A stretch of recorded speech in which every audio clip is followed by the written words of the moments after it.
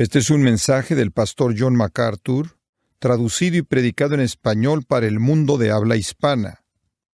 Abran sus Biblias, si son tan amables, al primer capítulo del Evangelio de Juan. Y continuamos con nuestro maravilloso viaje a lo largo de esta presentación gloriosa de nuestro Señor Jesucristo, quien nos es presentado en este libro en términos metafóricos. Él nos es presentado, conforme Juan abre, como el Verbo, como la vida y como la luz. Cada uno de estos términos es una manera para hablar de su deidad. Él es el Verbo porque Él es la comunicación de Dios. Él es la vida porque Él es la vida eterna misma, quien da vida a todo lo que vive. Y Él es la luz porque Él es el único iluminador verdadero que ilumina toda realidad espiritual.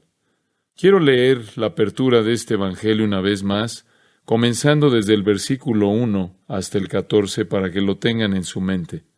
En el principio era el Verbo, y el Verbo era con Dios, y el Verbo era Dios. Este era en el principio con Dios. Todas las cosas por Él fueron hechas, y sin Él nada de lo que ha sido hecho fue hecho. En Él estaba la vida, y la vida era la luz de los hombres. La luz en las tinieblas resplandece, y las tinieblas no prevalecieron contra ella. Hubo un hombre enviado de Dios, el cual se llamaba Juan. Este vino por testimonio, para que diese testimonio de la luz, a fin de que todos creyesen por él. No era él la luz, sino para que diese testimonio de la luz. Aquella luz verdadera que alumbra a todo hombre venía a este mundo. En el mundo estaba, y el mundo por él fue hecho. Pero el mundo no le conoció. A lo suyo vino, y los suyos no le recibieron. Mas a todos los que le recibieron, a los que creen en su nombre, les dio potestad de ser hechos hijos de Dios, los cuales no son engendrados de sangre, ni de voluntad de carne, ni de voluntad de varón, sino de Dios. Y aquel Verbo fue hecho carne, y habitó entre nosotros, y vimos su gloria, gloria como del unigénito del Padre, lleno de gracia y de verdad. En nuestros estudios anteriores del Evangelio de Juan, hemos considerado el hecho de que Jesús es el Verbo y la vida. Y esta mañana quiero que estudiemos que Él es la luz. En el versículo 4 se dice de Él, la vida era la luz de los hombres. Y después 5 veces subsecuentes en los versículos que leí, se hace referencia a Él como la luz. La luz. Pasemos por un momento a la esfera de la ciencia, para entender por qué esta idea de la luz está tan apegada al Señor Jesucristo. Cuando pensamos en la luz, tenemos que considerarla en sus términos más simples y en cierta manera darla por sentado porque estamos tan acostumbrados a ella. La vida está llena de oscuridad y luz. Las entendemos sin una explicación científica, pero cuando hay un término como este, tomado de la vida diaria, que es usado para describir al Señor Jesucristo o Dios mismo, nos motiva el escarbar con mayor profundidad en el concepto para ver si podemos ver si Dios está viendo más de lo que nosotros tenemos en mente en la superficie. Experimentamos luz de una manera estática. O está oscuro o hay luz, a un grado u otro, o quizás algo hay quizás como un punto medio. Para nosotros la luz se prende y se apaga. Está presente o está ausente. Y vemos a la luz como algún tipo de situación en una condición estática, pero francamente nada podría estar más lejos de la verdad. Para darles una definición científica de la luz que podría ayudarnos a entender algo mejor este concepto y después aplicarlo a lo que estamos aprendiendo aquí del Señor Jesucristo, tenemos que entender que de hecho la luz es energía. La ciencia define la luz como energía luminosa, como energía radiante, como energía electromagnética, y la luz se mueve a una velocidad de más de 186,282 kilómetros por segundo. Realmente a una velocidad de 186,282 millas por segundo. No es nada más que estático, no es nada más que fijo. De hecho, se considera que es una ola, una onda, un fenómeno corpuscular o de quantum. Realmente en gran medida es indescriptible en términos de su poder y la fuente de ese poder. Y la idea de quantum es un testimonio de la idea de que no puede ser comprendida en cuanto a lo que a su fuente concierne, y esto es, de dónde obtiene su velocidad y su existencia misma. La luz es una onda que se mueve a 186,000 millas por segundo, y esta onda puede llegar a la retina del ojo, y cuando hace eso, hace que las cosas sean visibles, ilumina las cosas. Todos los colores dependen de la luz. En donde hay luz, vemos, y en donde no hay luz, no vemos. Es energía a alta velocidad que llega al ojo y hace que las cosas sean visibles. Ahora, cuando piensas en la luz en esos términos, la estás viendo o la ves de una manera que es directamente aplicable al Hijo de Dios, el Señor Jesucristo, quien es poder divino en la esfera espiritual, que hace que las cosas sean visibles. Cuando la luz espiritual de Cristo llega al alma viva, lo cual sería equivalente al ojo que se abre y que funciona, todo es iluminado en la esfera espiritual. La luz, de acuerdo con Juan, no es nadie más que la vida eterna, quien es el Señor Jesucristo, quien es el Verbo que viene de Dios. Él es el Verbo porque en Él Dios habla, y Él es la vida porque a través de Él Dios da vida. Él es la luz porque por Él todo en la esfera espiritual es iluminado. Y fuera de Él no hay palabra de Dios. Fuera de Él no hay vida. Y fuera de Él no hay verdadero entendimiento porque todo es tinieblas, todo es oscuridad. Juan ha realmente capturado algunas de las cosas más básicas, simples a nivel de la superficie, sin embargo profundas, para expresar quién es esta persona que llamamos el Señor Jesucristo. Él es la onda viva de poder divino, que se mueve a una velocidad infinita, que brilla con brillo en el área de la esfera espiritual para iluminar todo lo que de otra manera está oscuro. El Verbo es la vida, quien es la luz que vence a las tinieblas. Las tinieblas, dice el versículo 5, no pueden prevalecer contra la luz. Nuestro Señor Jesucristo hace que todo lo que es espiritual sea verdaderamente discernible y visible. Puedes ver la manera en la que la esfera espiritual realmente existe solo a la luz de Cristo. Fuera de Él, todo está oscuro. Inclusive en el mundo de la religión, la esfera de la religión, todo está oscuro sin Cristo. Entonces, Juan nos presenta al que ilumina la esfera espiritual. Y mientras que estás leyendo lo que tú piensas entender, comenzando a partir del versículo 6, realmente se vuelve algo confuso quizás a primera vista. Habla un poco acerca de Juan, después habla del mundo y después habla de que él vino a los suyos y acerca de la gente que cree y demás. Podrás pensar que esto es un poco confuso, toca varios temas o quizás en cierta manera está hablando de varios temas al mismo tiempo que no están relacionados, pero ese no es el caso. Debemos darle a Juan más crédito que solo eso. Y lo que él está haciendo aquí es identificar la luz. Y se refiere a la luz 6 veces, y se va a referir a Cristo como la luz de nuevo, conforme lo veremos en secciones subsecuentes, inclusive en esta mañana aquí en el Evangelio de Juan. Pero lo que Juan está haciendo en su capítulo de apertura es convertir esa luz, colocarla a la luz de ciertas verdades elementales. Esto es, toma la luz y prácticamente la convierte en verdades espirituales fundamentales que son medulares, que son muy esenciales. Y va a hacer que esa luz brille en donde la luz inicialmente necesita ser colocada para que entendamos las realidades fundamentales. La luz de Cristo va a brillar y va a revelar en esta sección la naturaleza del verdadero ministerio. La luz va a brillar y va a revelar la naturaleza misma del Salvador mismo. La luz va a brillar y va a revelar la naturaleza de los pecadores. Y va a brillar y revelar la naturaleza de los creyentes. E inclusive iluminará la naturaleza de Dios. Todo eso está en esta sección. Y vamos a ver la verdad acerca del ministerio cristiano, la verdad acerca de Cristo mismo, la verdad acerca de pecadores, la verdad acerca de creyentes y la verdad acerca de Dios cuando la luz brilla. Y la luz no es nadie más que Cristo. La llegada entonces de la luz divina aleja a las tinieblas de estas realidades fundamentales. Ahora recuerden algo. Juan tiene un objetivo en su evangelio aquí. Él dice al final de su evangelio que él ha escrito todas estas cosas para que creáis que Jesús es el Cristo, el Hijo de Dios, y para que creyendo tengáis vida en su nombre. Entonces, este es un esfuerzo salvador. Este es un esfuerzo de evangelio. Este es un libro evangelístico. Él quiere que seamos salvos y Él sabe que eso solo puede venir cuando entendemos el evangelio. Y estos son los cimientos del evangelio que Juan brilla al usar la luz en ese principio mismo. Ahora, comenzamos donde Juan comienza y hablemos en primer lugar acerca de la luz de Cristo iluminando la verdadera naturaleza del ministerio, el ministerio del evangelio. Y este es lo primero en el orden de Juan. Entonces aceptamos eso como habiendo sido inspirado por el Espíritu Santo.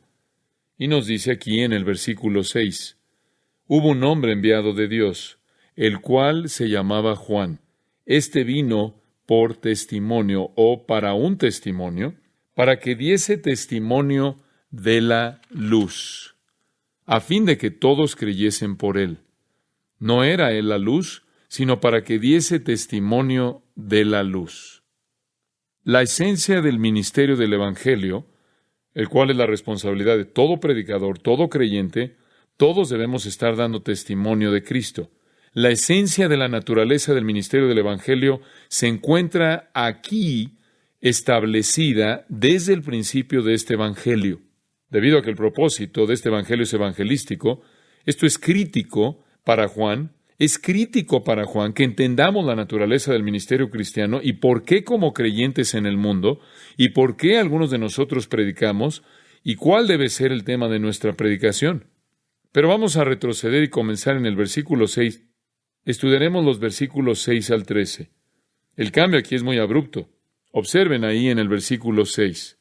Noten cómo dice Juan, hubo un hombre. Observen eso. Hubo un hombre. Vino un hombre. Hasta aquí hemos estado en los versículos 1 al 5 y hemos estado hablando del que no fue creado, del eterno, el que en el principio ya existía, que era con Dios, distinto de Dios, sin embargo era Dios. Él es el que creó todo lo que existe y nada de lo que existe Él no lo creó. Él es la vida misma y Él da esa vida y Él es luz. Entonces, hemos estado hablando acerca del Hijo de Dios eterno. El segundo miembro de la Trinidad, versículo 14 dice, quien se hizo carne y vivió entre nosotros y vimos su gloria, gloria como del unigénito del Padre, lleno de gracia y de verdad. Entonces, hemos estado hablando acerca de Dios, quien se volvió un hombre. Ahora, aquí en el versículo 6 hay un cambio en el tema. Hubo un hombre. Hubo un hombre. Pasamos del no creado, del creador, del eterno, preexistente, coexistente con Dios, autoexistente, en quien está la vida, a un mero humano, a un simple humano. Ahora, Juan nos va a dar muchas cosas en su evangelio que dan testimonio acerca de Cristo. Él nos va a apuntar, por ejemplo, al testimonio del Padre. Él nos va a apuntar al testimonio de las palabras de Jesús, las obras de Jesús. Él nos va a apuntar al testimonio del Espíritu Santo, el testimonio de testigos oculares de sus milagros, al testimonio de sus discípulos. Juan nos va a dar por lo menos 7 líneas diferentes de evidencia para mostrar que el versículo 14 es verdad, que el Verbo de Dios eterno, no creado, se hizo carne. Pero él comienza para apuntarnos en la dirección o hacia la dirección de este testimonio que viene de un hombre llamado Juan. Otro hombre llamado Juan. Juan significa regalo de Dios. Y Juan el apóstol es el escritor, pero aquí él se está refiriendo a un Juan diferente. Y nos dice aquí en el versículo 6, hubo un hombre enviado de Dios, el cual se llamaba Juan. Él no está hablando de sí mismo. Él está hablando de Juan el Bautista, como lo conocemos, debido a su ministerio de bautizar a gente en el río Jordán que había venido a él para oír al Mesías que venía. Y ellos necesitaban arrepentirse. Ellos venían a oír que el Mesías estaba por venir y necesitaban arrepentirse y enderezar sus corazones y simbolizar su deseo de ser limpiados y lavados del pecado. Y por ello Juan los bautiza, lo cual realmente era lo que le hacían a los gentiles que estaban afuera del pacto cuando querían convertirse en parte del grupo de adoradores verdaderos del Dios verdadero y volverse parte de la religión de Israel. Entonces, una cantidad enorme de gente vino a Juan, que venía de Jerusalén y Judea para prepararse para el Mesías, por lo menos a nivel superficial, y él los estaba bautizando, y entonces él llegó a ser conocido como Juan el Bautista. Él es el último profeta del Antiguo Testamento. No ha habido uno durante 400 años hasta que él llega. Y puedes leer acerca de él en los primeros capítulos de Mateo, los primeros capítulos de Marcos y los primeros capítulos de Lucas, los detalles de su historia. Él es el último de los profetas del Antiguo Testamento. Él es el hombre más grande que jamás vivió hasta este entonces. Jesús dijo eso en Mateo 11:11. ¿Pero por qué? ¿Porque era más intelectual? No. ¿Más espiritual? No. ¿Más influyente? No. Él es el hombre más grande que jamás había vivido hasta este entonces, porque ningún hombre había tenido una responsabilidad más grande o había tenido un deber de mayor privilegio. ¿Por qué? Porque él presentó a la gente al Mesías. Eso lo hacía más grande en términos de responsabilidad y privilegio que cualquier otra persona que jamás había vivido. Él fue valiente, directo, sin embargo fue humilde. Él estaba determinado y él fue tan fiel a la predicación de la verdad que le costó su cabeza, como Mateo 14 nos dice la historia de cuando él fue decapitado. Pero aquí se nos presenta a Juan, no en un sentido de toda su biografía, lo cual encontramos en Mateo, Marcos y Lucas, pero aquí se nos presenta a Juan solo en el sentido de que se nos da un vistazo en su ministerio. Y su ministerio es definido en el versículo 7 en términos muy simples. Este vino por testimonio, para que diese testimonio de la luz, a fin de que todos creyesen por él. En ese versículo, el versículo 7, tienes el modelo para el ministerio del Evangelio. Un modelo para el ministerio del Evangelio. Juan lo presenta desde el principio. Este es su propósito, encaja con su propósito, y su propósito es hacer que la gente crea que Jesús es el Cristo, el Hijo de Dios, y para que creyendo tenga vida en su nombre. Y entonces ese se convierte en la misión de todo verdadero creyente y todo verdadero predicador. Y aquí Juan presenta el cimiento para ese tipo de ministerio. Observen el versículo 6 por un momento. Se nos indica que vino un hombre enviado de Dios, el cual se llamaba Juan. No les puedo decir cuántas veces se ha usado ese versículo para que me presentaran ante una congregación. La gente, obvio, lo ha usado de una manera amable para referirse a mí. Pero Juan, alguien podría dudar si yo de hecho vine de Dios, en algún tipo de acto divino directo, pero no podías dudarlo con Juan, porque Juan en primer lugar fue un objeto de profecía. Se profetizó que él vendría en el Antiguo Testamento. En el capítulo 40 de Isaías, él sería la voz que clamaba en el desierto: preparad el camino del Señor, enderezad el camino. Él es de quien se habla al final de Malaquías, quien vendría antes de la llegada del Señor. Entonces, él viene del Señor en un sentido muy directo, así como se había profetizado de él, de una manera muy clara. Él es el que se profetizaba que sería enviado por el Señor. En segundo lugar, sus padres eran estériles, por lo menos estaban en sus años 80. Nunca habían sido capaces de tener hijos.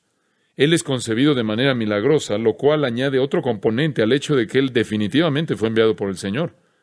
Su concepción es una concepción milagrosa. Y para añadir otro componente al hecho de que él es enviado de Dios, se nos recuerda en Lucas 1 que su llegada fue anunciada a su padre por un ángel que vino del cielo. Y les puedo prometer en mi propio caso, como ejemplo, que no hay profecías de que yo seré un predicador, no hay milagros que hicieron que mi madre concibiera, y no hay ángeles que se aparecieron en la casa de mis papás. Entonces, este es un hombre enviado por Dios de una manera totalmente diferente. Inclusive el momento en el que nació y vivió.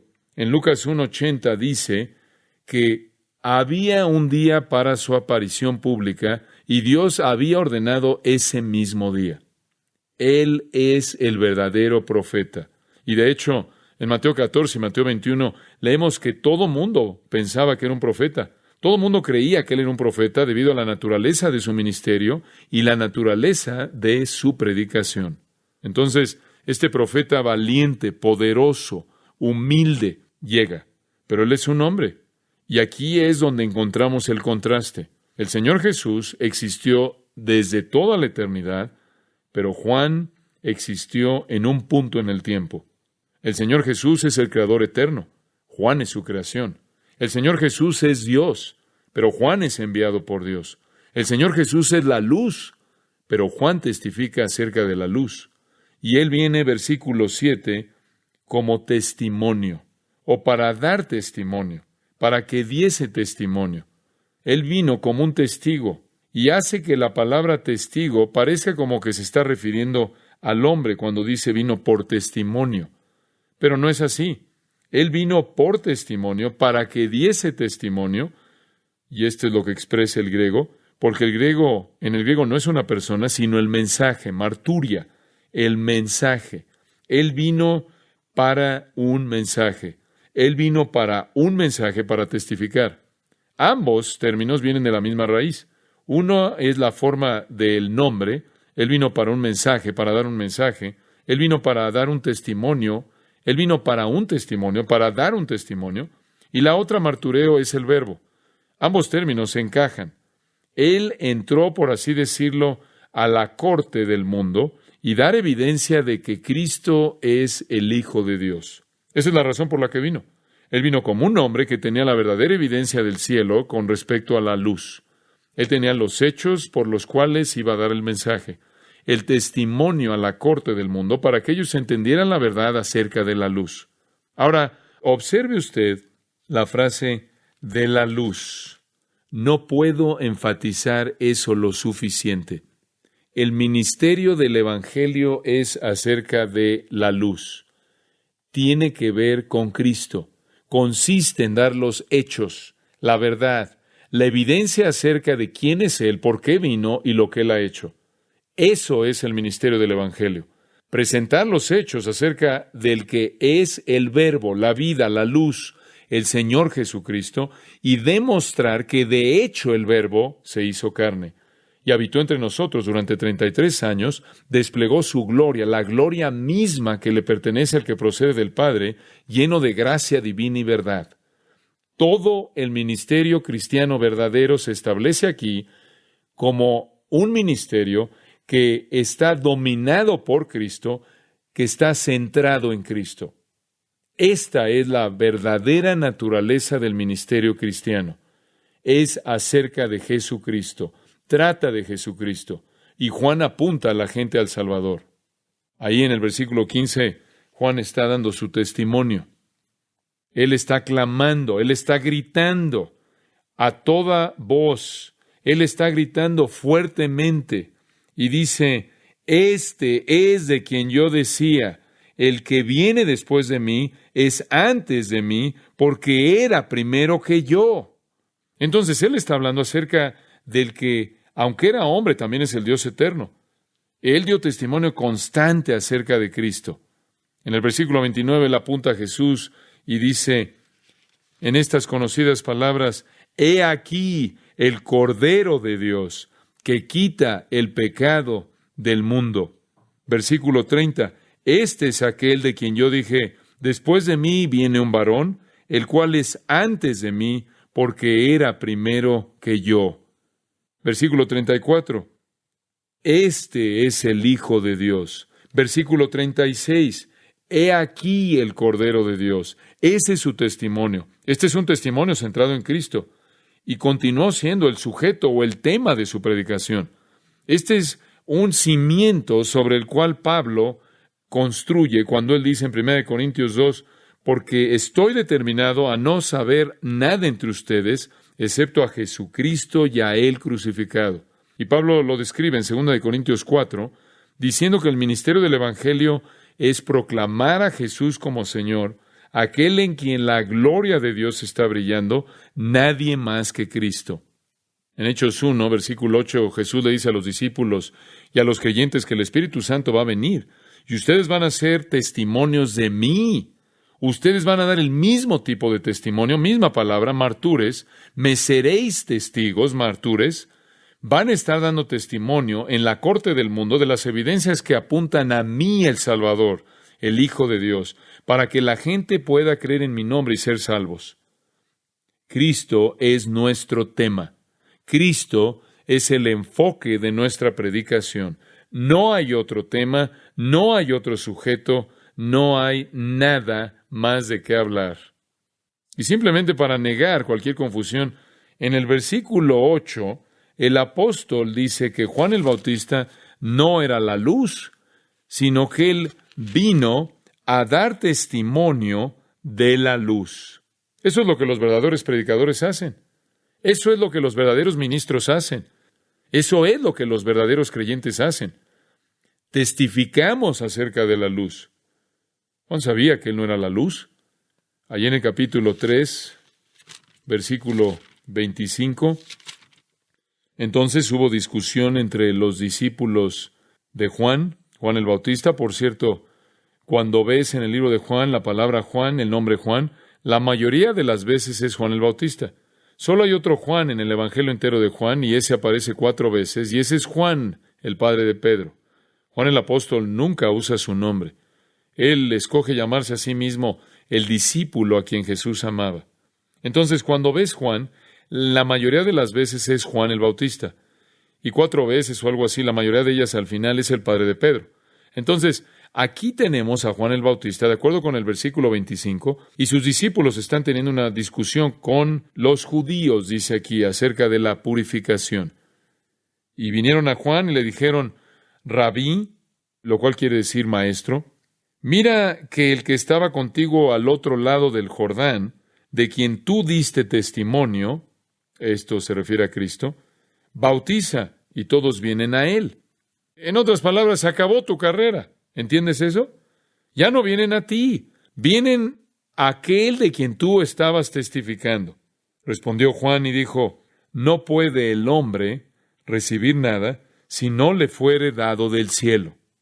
Lo cual quiere decir, miren, yo tuve mi lugar, recibí de Dios la comisión y ya la cumplí. Vosotros mismos me sois testigos de que dije, yo no soy el Cristo, sino que soy enviado delante de él. Él sabía que en él no era la luz, no el Cristo, y esa es la razón por la que en el versículo 30 él dice, es necesario que él crezca, pero que yo mengüe. Déjame desvanecerme y que él tome el lugar de la luz. Entonces, el versículo 8 dice que Juan no era la luz. Juan no era la luz. Ahora, algunas personas han dicho que hay algún problema aquí y es un asunto importante de mencionar. Entonces, quiero señalárselos. En Juan 5:35 se hace un comentario acerca de Juan el Bautista. Y escuchen lo que dice. Juan 5:35. Él era antorcha que ardía y alumbraba. Y vosotros quisisteis regocijaros por un tiempo en su luz. Bueno, espera un momento. Juan al principio, en el capítulo 1, Juan el apóstol dice que Juan el Bautista no era la luz. Y Juan mismo dice que yo no soy el Cristo, él es, y yo he dado testimonio de eso. Pero aquí él dice que él era antorcha o la luz que ardía y alumbraba, y vosotros quisisteis regocijaros por un tiempo en su luz. ¿Cuál es el problema aquí? La palabra antorcha aquí en 5:35 es luknos. Significa una lámpara portátil, una pequeña lámpara portátil de aceite con una pequeña mecha. Y Juan era ese tipo de luz. Él era una luz derivada. Pero en el capítulo 1, versículo 8, cuando dice que Jesús es la luz del mundo, phos, lo cual esencialmente es luz, de lo cual obtienes fotografía, fotosíntesis. Cada vez que ves el pho, eso viene de la palabra griega luz. Y lo que vemos aquí es que Jesús es la luz esencial. Juan es una lámpara que refleja esa luz en el mismo sentido en el que tú y yo somos la luz del mundo. No debemos esconder nuestra luz. Entonces, desde el comienzo de este maravilloso evangelio, Juan ilumina la naturaleza del verdadero ministerio del evangelio. Todos los verdaderos ministros, los verdaderos testigos, se centran en las evidencias y en los hechos acerca de la persona y obra de Cristo para presentar la verdad de que Él es quien las Escrituras dicen que es. Ese es el tema de toda la predicación que desempeña todo ministro obediente, leal, fiel cristiano, todo testigo cristiano. Los ministros no son sacerdotes, no somos sacerdotes, no somos mediadores, no somos agentes sagrados que de alguna manera, a través de ceremonias y rituales de algún tipo, presentan y extraen y originan, dan a luz vida divina y gracia y le entregan a alguien más. No hacemos eso. Ese es un engaño. No traemos gracia divina a través de algún tipo de medio sacramental a la gente. No somos asesores espirituales. No somos entrenadores. No somos coaches, como dicen algunos de una manera muy popular. No somos ayudantes, psicólogos, quienes a través de nuestro buen consejo hacemos a la gente sentir mejor acerca de sí mismas. No somos sanadores o curanderos que hacen milagros, que tienen algún tipo de unción del cielo que nos exalta por encima del resto del mundo. Todo eso son mentiras. Ningún predicador está ungido de alguna manera sobrenatural sobre alguna otra persona. No existe nada de eso en las Escrituras. Todos los verdaderos ministros son enviados de Dios para declarar el verdadero testimonio y dar testimonio de manera verdadera acerca de la luz, acerca de Cristo, el único que prevalece y disipa las tinieblas. Y cuando damos el testimonio verdadero y preciso y completo del Señor Jesucristo, somos leales y fieles. Esa es la razón por la que mientras tú estés en Grace Church y durante sea cual sea la cantidad de tiempo que haya pasado, todo el tiempo que has estado viniendo, verás que Cristo es el tema de todo. ¿Por qué? De regreso al versículo 7. A fin de que, este es el propósito, a fin de que todos creyesen por Él. ¿Quién es Él? No Cristo, a través de Juan en este caso.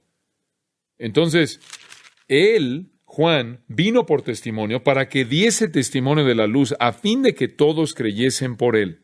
Dices, oye, espera un momento. ¿Acaso la gente cree a través de un hombre? Sí. Eso parece ser algo exagerado. Observa Romanos 10. ¿Cuál es la gran comisión? ¿Usted sabe en qué consiste la gran comisión? Ir por todo el mundo y ¿qué? Predique el evangelio a todo mundo. ¿Por qué? ¿Por qué necesitamos hacer eso? Porque si no oyen el evangelio no pueden ser salvos. En Romanos 10 lo podríamos tomar el pasaje a partir del versículo 3. Porque todo aquel que invocar el nombre del Señor será salvo. Todo aquel que invocar el nombre del Señor, sea judío o gentil. No hay distinción, dice allá atrás en el versículo 12. Porque no hay diferencia. Todo aquel que en Él cree no será avergonzado. Versículo 11. Después en el versículo 14. ¿Cómo pues invocarán a aquel en el cual no han creído? ¿Y cómo creerán en aquel de quien no han oído? ¿Y cómo oirán sin haber quien, qué? ¿Les predique? ¿Y cómo predicarán si no fueren enviados? No es sorprendente que dice, como está escrito, cuán hermosos son los pies de los que anuncian la paz, de los que anuncian buenas nuevas. Versículo 17, así que la fe es por el oír, y el oír por la palabra de Dios o por la palabra acerca de Cristo. Entonces Juan es un modelo. Juan vino para dar testimonio, para ser un testigo que diera testimonio acerca del Señor Jesucristo, para que todos creyeran a través de su predicación, a través de su ministerio. La gente viene a la salvación al creerle a predicadores, al creer en la evidencia que presentan, al creerle a otros cristianos que les han llevado el Evangelio y se los han explicado y les han dado los hechos y los han apoyado. Y todos los que vienen a Cristo a través de medios humanos. Y como lo vemos a partir de ese texto del Antiguo Testamento, claro, aquellos que vienen a Cristo dicen, cuán hermosos son los pies de aquellos que predican las buenas nuevas. Amamos a la gente que nos trajo el Evangelio, ¿no es cierto? La meta del ministerio del Evangelio, entonces, es creer a través de nuestra predicación. Esa es la razón por la que Pablo dice, ¡ay de mí si no predico el Evangelio! Porque no me avergüenzo del Evangelio de Cristo, porque es poder de Dios para salvación a todo aquel que cree. Deudor soy al judío y al griego de predicar el Evangelio. Todo eso en Romanos 1, 16 al 18. Podría ser insensatez, 1 Corintios 1, podría ser tropezadero, pero aquellos que están siendo salvos es el poder de Dios para salvación. Entonces, la luz está brillando en primer lugar en este pasaje clave en Juan acerca de la naturaleza del verdadero ministerio. En segundo lugar, la luz ilumina la naturaleza del Hijo de Dios, la verdadera naturaleza del Hijo de Dios. Conocemos a partir del Antiguo Testamento al segundo miembro de la Trinidad. Conoceríamos a la Trinidad porque vemos las tres personas de la Trinidad involucradas en el Antiguo Testamento. Sabríamos eso, sabríamos que hay una relación entre los miembros de la Trinidad. Hay conversaciones entre los miembros de la Trinidad. El Señor dijo a mi Señor, por ejemplo, en los Salmos. Sabríamos algo de la naturaleza de Dios debido a sus atributos que son presentados en el Antiguo Testamento. Conocemos mucho acerca de Él, pero habría una medida de oscuridad hasta que la luz aparece, y la luz se ilumina a sí misma. La luz brilla para revelar la misma luz, la esencia misma de Cristo, la luz misma. Y lo que aprendemos en el versículo 9 es que aquella luz verdadera que alumbra a todo hombre venía a este mundo. Cuando Cristo llegó, ahora el segundo miembro de la Trinidad se presenta de manera clara. Ahora vemos quién es. Sabemos a partir del Nuevo Testamento que Él estaba llevando a cabo su obra en el Antiguo Testamento, que Él es una roca espiritual, por ejemplo, que le trajo agua a los hijos de Israel en el desierto. Y sabemos otras cosas acerca de Él, a las que se hace referencia en el Nuevo Testamento. Sabemos que Él, de hecho, era el que estaba en el trono en Isaías 6, de quien el ángel dijo, Santo, Santo, Santo. Sabemos que Él es el Salvador de Isaías 52 y 53, el que sería nuestro sustituto. Pero todavía hay algo de oscuridad hasta que llegamos al Nuevo Testamento y la luz, conforme llega, se ilumina a sí misma. Y vemos la luz de la gloria de Dios como nunca antes brillando en la faz de Jesucristo, lo cual es más glorioso y obviamente, ¿qué es más instructivo? ¿Qué nos da más instrucción? ¿Ver una columna de fuego en la noche? ¿Una columna de luz, de nube en el día, guiando a los hijos de Israel? ¿O ver el rostro de Jesucristo? Él es el resplandor de la gloria del Padre, la imagen misma de su persona, Hebreos 1. Él es en quien habita corporalmente toda la plenitud de la deidad. Él es en quien la gloria de Dios es revelada, lleno de gracia y de verdad. La luz brilla entonces en la naturaleza verdadera del ministerio del Evangelio y brilla en la luz misma. Él es la luz verdadera. Vemos eso. La aletinos, genuina, verdadera, significa real, genuino, legítimo, en contraste a falso. Él es la luz verdadera, en contraste a luz que no pertenece a Él, en contraste a luz que no emana de Él, a luz secundaria, luz derivada. Él es la luz verdadera, en contraste a las sombras y a símbolos. Él es la emanación preeminente, toda gloriosa de Dios. La gloria de Dios brilla en Él de manera más brillante que cualquier otra revelación, y como consecuencia, alumbra a todo hombre que lo ve por quien es Él. ¿Qué significa esa frase que alumbra a todo hombre? Lo que significa es, para todo hombre que verdaderamente ve a Cristo, hay un alumbramiento completo acerca de quién es, que no está disponible en el Antiguo Testamento. Nadie realmente podía ver la gloria plena de Cristo hasta que Él vino al mundo. Él alumbra a todo hombre. Él es la única luz para todo hombre. Y toda persona que es alumbrado por Él. Toda persona que entiende la salvación y su papel como Salvador, toda persona que entiende, lo entiende porque lo ven por quién es Él. Toda persona, entonces, que verdaderamente es alumbrada, toda persona que ve realidad espiritual, que ve el mundo sobrenatural de la manera en la que realmente es, toda persona que es genuinamente alumbrada de manera salvadora, es alumbrada porque Él ha visto la luz de Cristo. No puede ser salvo fuera de Cristo. Él lo dice en el 8:12 de Juan, yo soy la luz del mundo. Ningún hombre que me sigue jamás andará en tinieblas. La única luz que el mundo tiene es Cristo. Él es la única luz que puede alumbrar a cualquier persona y a toda persona. Y su luz es la única luz suficiente. En Juan 3:16, todos lo conocemos. Porque de tal manera amó Dios al mundo que dio a su Hijo unigénito, para que todo aquel que en Él cree no se pierda, mas tenga vida eterna. Pero continúa. Y Dios no envió al Hijo al mundo para juzgar al mundo, sino para que el mundo fuera salvo a través de Él. El que cree en Él no es juzgado, pero el que no cree ya ha sido juzgado porque no ha creído en el nombre del unigénito Hijo de Dios. De nuevo, el tema de Juan de creer en Él para salvación.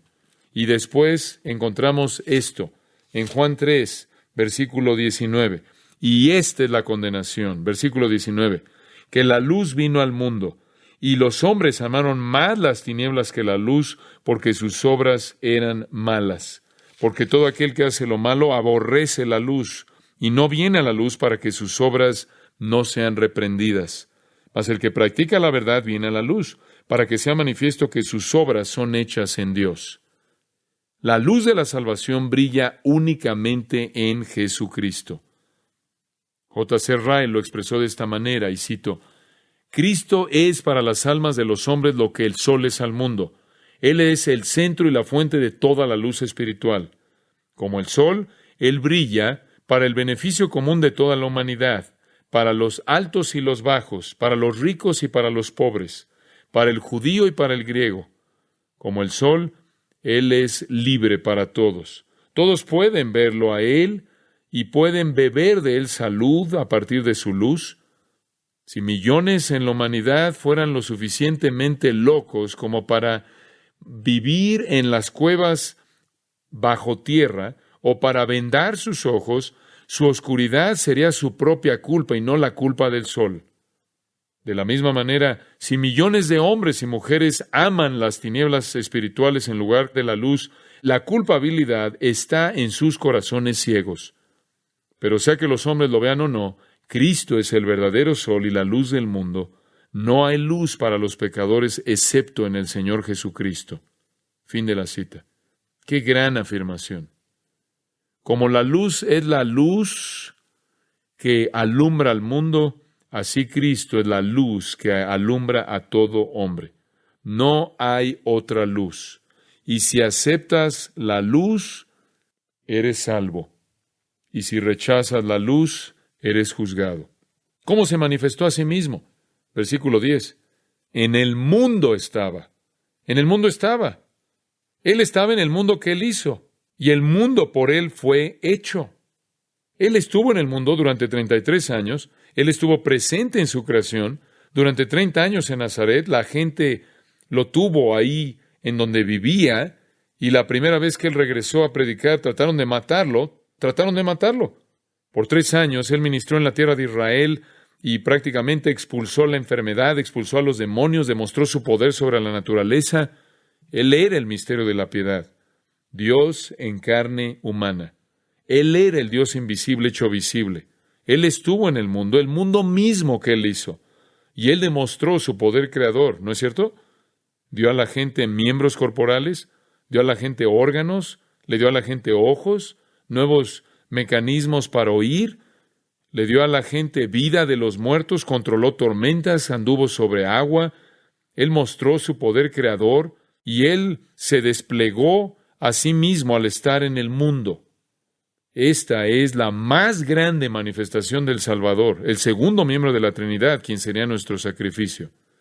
Entonces, la venida de Cristo nos alumbra acerca de la naturaleza del ministerio espiritual y nos alumbra acerca de la naturaleza del Salvador mismo.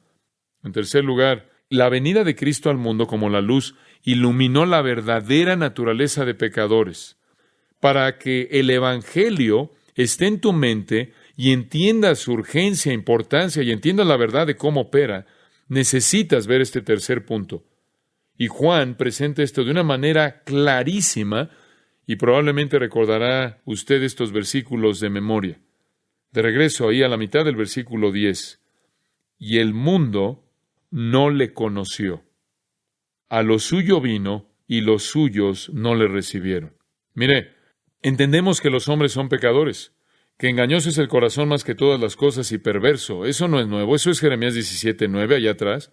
Entendemos la caída en Génesis 3, entendemos que la humanidad está maldecida, entendemos que Dios tiene que ahogar a la raza humana entera, allá al principio del libro de Génesis, porque Él únicamente ve maldad de manera continua. Entendemos la profundidad de la depravación humana. Es la historia del Antiguo Testamento y el relato del Nuevo, como también toda la historia humana hasta el momento mismo en el que vivimos. Entendemos lo miserable que es la condición del pecado de este mundo, pero nunca esa condición de podredumbre espiritual y la naturaleza profunda de esa oscuridad ha sido más evidenciada que cuando la gente rechaza la luz. Una cosa es rechazar la luz de la ley, y otra cosa es rechazar la revelación de Dios escrita en el Antiguo Testamento, pero es algo mucho peor rechazar a Cristo. Esto es un testimonio sin paralelos de la depravación del hombre.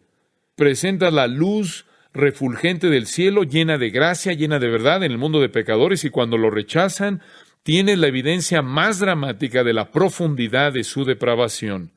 Una cosa es rechazar un hombre, a un profeta, y otra cosa es rechazar un papiro, un rollo, un manuscrito que alguien escribió.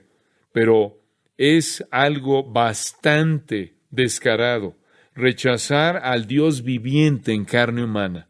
Nunca la depravación del hombre ha sido revelada de una manera tan clara como cuando la luz vino al mundo y expuso, prácticamente mostró todo lo que estaba escondido en las tinieblas del alma humana.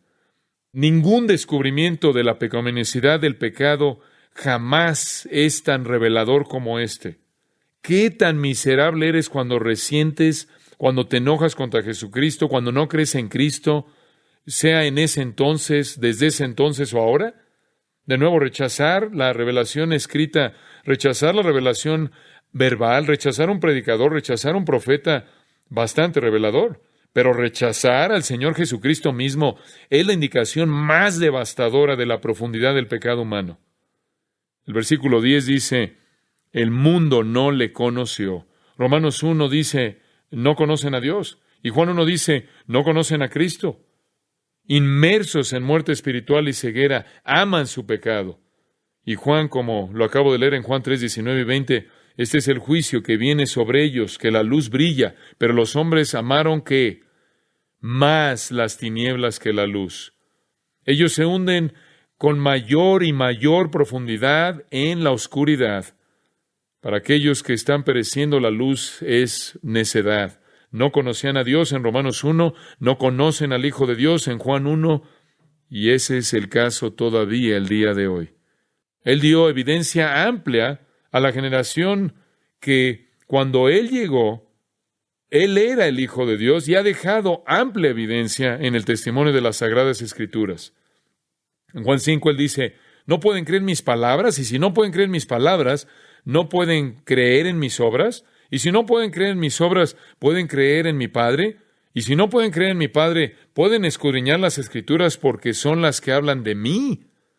Hay bastante evidencia, hay evidencia suficiente del pecado humano, suficiente evidencia de la profundidad de la depravación humana, pero nunca se ve de una manera tan nítida como cuando la gente sabe acerca de Cristo, tiene la verdad en sus manos y lo rechazan porque la luz nunca brilla con un resplandor tan glorioso y la gente se hunde con mayor profundidad en la oscuridad penetrante, demostrando así la pecaminosidad de su pecado. Y va más allá de eso. En el versículo 11, a lo suyo vino. ¿A qué te refieres con lo suyo? Se refiere a su propio lugar, su propio pueblo, su propio país, su propia nación. Y los suyos no le recibieron. No es nada más el mundo que no lo conocía, el mundo gentil, el mundo de afuera. De hecho, continúa el día de hoy. Fue la gente misma que decía creer en el Dios verdadero de Israel, el Dios de Abraham, Isaac y Jacob, el Dios del Antiguo Testamento. Fue la gente más religiosa del planeta. Fue la gente que tenía, de acuerdo con Romanos 9, la ley, los profetas, los pactos, la adopción, los padres.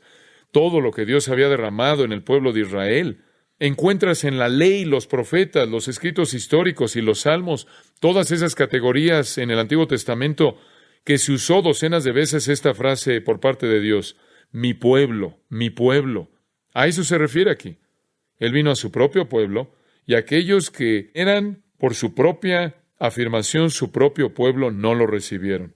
¿Qué tan profunda es la depravación? La ilustración más grande de depravación humana en la historia es el rechazo judío de Cristo cuando Él estuvo aquí. No hay nada paralelo a eso, nada. A lo suyo vino, y los suyos no lo recibieron. Juan nos va a mostrar la historia a lo largo de este Evangelio del rechazo judío en contra de Cristo. Eso es lo que Juan va a mostrar. Va a mostrar la historia a lo largo de este Evangelio del rechazo judío de Cristo. Hay una cuarta iluminación. La luz iluminó la verdad acerca del ministerio del Evangelio, acerca del Salvador mismo, acerca de los pecadores, y en cuarto lugar, la luz iluminó la verdadera naturaleza de los creyentes. Brevemente, observen esto. El versículo 2 nos dice que el plan no fue estorbado a pesar del rechazo del mundo y el rechazo de Israel. Mas a todos los que le recibieron, a los que creen en su nombre, les dio potestad de ser hechos hijos de Dios. ¿Qué significa recibirlo? Significa creer. Son paralelos. Mas a todos los que le recibieron, a los que creen en su nombre. Creer en su nombre es recibirlo. Recibirlo es creer en su nombre. Creer en su nombre es creer en lo que su nombre significa, y significa todo lo que Él es. Habrá algunos que creen. La palabra más es una palabra pequeña pero poderosa que presenta un cambio dramático de la incredulidad previa. Más a todos los que le recibieron o creyeron en Él, les dio el privilegio de convertirse en hijos de Dios. Y esa es la naturaleza verdadera de los creyentes. ¿Qué somos? ¿Acaso solo somos gente religiosa? ¿Acaso solo somos gente que sigue credos? ¿Acaso solo somos gente que está involucrada en ceremonias religiosas? ¿Acaso solo somos gente que tiene cierto código moral, que le gusta desfilar y que le gusta decir que vive de acuerdo a ese código moral? No. La verdadera naturaleza de los creyentes es que somos hijos de Dios. Y no encuentras esa realidad claramente indicada en el Antiguo Testamento, porque la gente en el Antiguo Testamento solo llamaba a Dios Padre en un sentido creador, no en un sentido íntimo, personal. Nosotros clamamos Abba Padre. Le hablamos a Dios como nuestro Padre personal, porque somos sus hijos eternos. Debido a que recibimos a Cristo y creímos en Él, creímos en las tres palabras en latín: sentido, notitia, conocimos la verdad; ascensus, ascendimos a la verdad; fiducia, confiamos en la verdad y colocamos nuestro destino en las manos de aquel en quien creemos. Creemos en su nombre y por lo tanto tenemos el privilegio de volvernos o de ser hechos. Ahí está esa palabra creadora de nuevo, de ser hechos. Ser hechos es eterno, de volverse en el tiempo, ser creados. Entonces lo que sucede es esto: seremos creados de nuevo. Fuimos creados físicamente y como creyentes en Él nos hemos vuelto hijos, hemos sido creados como hijos espirituales. Esta es la segunda creación. Esta es la razón por la que es llamada el nuevo nacimiento, o ser nacido de nuevo, o nacer de arriba, como lo veremos en Juan 3. El que nos creó materialmente, físicamente, nos creará espiritualmente. Y este es Cristo mismo.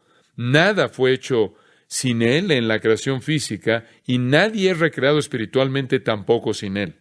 Mas a todos los que le recibieron a Cristo, creyeron en su nombre, a ellos les dio potestad de ser hechos, de ser creados hijos de Dios. Él nos crea. Cristo nos vuelve a crear, segundo nacimiento, nuevo nacimiento, regeneración.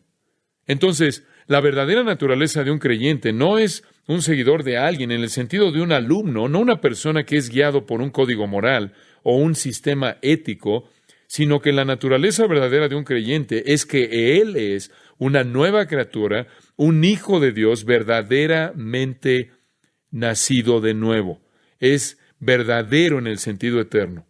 Si los hombres son tan pecaminosos como son, si están en una condición miserable como lo están, si aman las tinieblas como lo hacen, si están espiritualmente muertos y si son ciegos espiritualmente, ¿cómo es posible que crean? ¿Cómo es posible que reciban a Cristo? ¿Cómo es posible que se vuelvan hijos de Dios? ¿Cómo es posible que vuelvan a nacer? ¿Cómo es posible que sean nacidos de nuevo? ¿Cómo puede suceder? Versículo 13, aquí vemos la naturaleza misma de Dios. Para ser un hijo, tienes que nacer. Este es el nuevo nacimiento, regeneración, los cuales no son engendrados de sangre. ¿Sabes lo que eso significa? Legado, descendencia. No viene de tus ancestros. No es así como te vuelves un hijo de Dios. No es debido a tus padres o tus abuelos o tu familia, ni de voluntad de carne. Voluntad de carne se refiere al esfuerzo personal. Voluntad de varón se refiere a los actos de otros, algún sistema sacramental, algún sistema de religión, llevado a cabo por supuestos sacerdotes que te representan. No te vas a volver un hijo de Dios mediante el legado familiar. No te vas a volver un hijo de Dios mediante el esfuerzo personal. No te vas a volver un hijo de Dios mediante algún sistema hecho por los hombres. Todo eso es imposible. Entonces, ¿cómo? Fuiste engendrado no de sangre, ni de voluntad de carne, ni de voluntad de varón, sino de Dios. Solo Dios puede realizar este milagro. Y aquí se nos presenta la naturaleza verdadera de Dios con respecto al Evangelio. Dios por naturaleza es un Salvador. Él es un Salvador cuyo poder inmenso nos hace recibir a su Hijo y creer en su nombre. Desde el principio necesitamos saber que en este ministerio de evangelismo y presentación del Evangelio y de dar testimonio acerca de Cristo, Dios va a llevar a cabo su obra para dar vida a pecadores muertos, porque esa es su naturaleza, está en su corazón. Dios nuestro Salvador, dice el apóstol Pablo una y otra vez, Dios quien es el Salvador de todos los hombres, mayormente de los que creen, Él es un Dios Salvador. ¿Quién es un Dios que perdona como tú? Lean Ezequiel 36 y 37. Dios presenta el pacto nuevo, el nuevo pacto de salvación. Lean Jeremías 31. Dios es por naturaleza un Salvador. Está en su corazón el dar vida a pecadores muertos. Esto es lo que necesitamos saber como el cimiento, los elementos esenciales para los cristianos. Necesitamos saber que Dios por naturaleza es un Dios Salvador que da vida a pecadores muertos, y necesitamos saber que los creyentes son aquellos que se vuelven una nueva criatura, hijos eternos de Dios, y necesitamos saber que los pecadores están en una ceguera y oscuridad profunda y huyen de la luz, y necesitamos saber que Cristo es la única luz verdadera que alumbra a todo hombre, y necesitamos entender que la naturaleza del ministerio entonces consiste en presentar a Cristo y dar testimonio de Él y ver lo que Dios hará para su propia gloria. Oremos juntos. Padre, ha sido un tiempo maravilloso con el apóstol Pablo conforme hemos estudiado las palabras que una vez, hace varios miles de años atrás, él escribió en un pedazo de pergamino conforme el Espíritu Santo las derramaba a través de su mente. Y ver que hoy en día son vivas y poderosas, penetrantes, cautivadoras, veraces, y que nada conforme los siglos han pasado ha disminuido en sentido alguno, ha quitado en sentido alguno nada de tu palabra, porque cada palabra es eterna, eternamente verdadera. Y es nuestra oración el día de hoy conforme hemos estudiado hoy, y conforme es nuestro deseo, como lo vemos en tu palabra, que nadie endurezca su corazón en incredulidad contra la verdad acerca de Cristo y se hunda a una mayor profundidad en la oscuridad. Pero, ¿podrías tú en tu bondad, como un Dios Salvador, dar nueva vida? Porque la gente solo puede nacer cuando son nacidas de Dios. Solo pueden ser regeneradas cuando tú las regeneras. Sabemos que el nuevo nacimiento es tu obra divina. Y Padre, pedimos que tú lo hagas por el bien de los pecadores, que causes que ellos reciban y crean la verdad acerca del Señor Jesucristo y nos uses para esparcir esa verdad como evangelistas fieles, para que otros oigan y crean, ¿cómo oirán sin un predicador? ¿Y cómo predicarán a menos de que sean enviados? Entonces, envíanos aquí y alrededor del mundo con la verdad acerca de Cristo. Sé tú levantado y exaltado entre nosotros